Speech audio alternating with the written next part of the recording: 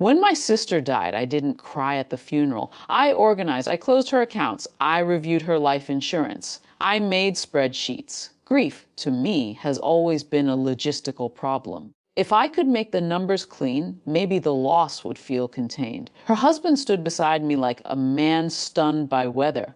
He thanked me often, too often. He said he didn't know how he would raise their daughter alone, so I made it simple. Every January, I wired him $27 in tuition clothes, activities. For her, I'd write in the memo line. The amount was deliberate, large enough to remove excuses, small enough not to distort his pride. I told myself it was what my sister would have wanted. He sent updates, school photos, report cards, a new bicycle one year, a violin the next. I never audited. I never asked for invoices. Trust felt like the only dignified option left between us. I visited twice a year, short stays. I brought books. I made her favorite soup. I avoided staying long enough to notice rhythms. Last month, she didn't run to the door when I arrived. She had grown thinner. Not alarmingly, just smaller in her movements. She watched her father before answering questions. She hesitated before speaking, like someone checking the weather. We were alone in her room when she grabbed my wrist. Not dramatic, not crying, just firm. "Auntie," she said quietly, "please stop sending him money." I tried to smile. Why would I do that? She swallowed. "Just watch where he goes. You'll understand." Children don't speak like that unless they've been thinking for a long time. I didn't confront him. I didn't accuse. I told him, over dinner, that my financial advisor had suggested pausing the transfer this year for structural review. His fork paused midair. "Is something wrong?" he asked. "Routine?" I said. His gratitude, which had always been warm and expansive, cooled. He became efficient, polite, slightly impatient. That was enough. I hired a licensed investigator the following week. I didn't tell anyone. Not even my husband. I framed it as an audit of my own peace of mind.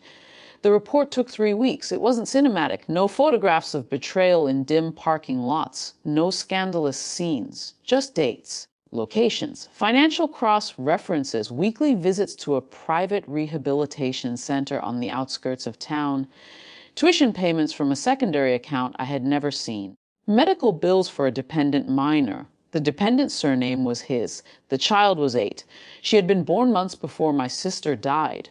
The relationship, according to records, had begun long before that. The $27,000 I wired each year didn't fund violin lessons. It covered tuition for the other child, speech therapy, specialized medical treatment. My niece's school had issued 2 late payment notices in the past 12 months. When I read that, I felt something colder than grief, not rage, not heartbreak, correction.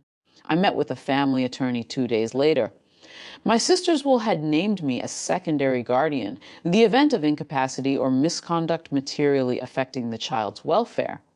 At the time, it felt ceremonial. Now it was procedural. We filed for a review of financial guardianship based on misrepresentation of funds intended for the child's support. I didn't confront him privately. I waited. The mediation session took place in a room with beige walls and fluorescent lighting. Nothing dramatic, just paperwork and a court-appointed evaluator. I placed the investigator's report on the table. "I never objected to you having another child," I said evenly. "I object to my niece subsidizing that child while her own tuition lapses." He didn't explode.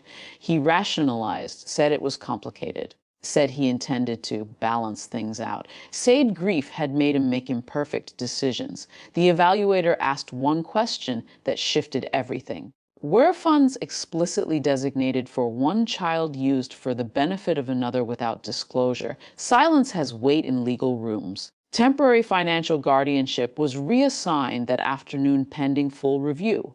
The annual transfer would now be directed into a trust account in my niece's name, administered independently.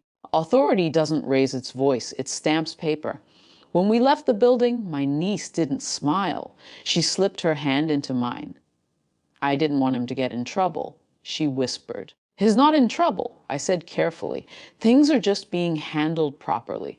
That was true, and not entirely. School payments were brought current within days. Therapy was arranged. Not because she was broken, but because children who monitor adults deserve a place to stop monitoring. He retained visitation. Supervised at first, the court did not remove him. It corrected him. I visited my sister's grave the following week. I should have looked sooner. I told the stone, grief makes you generous, sometimes too generous.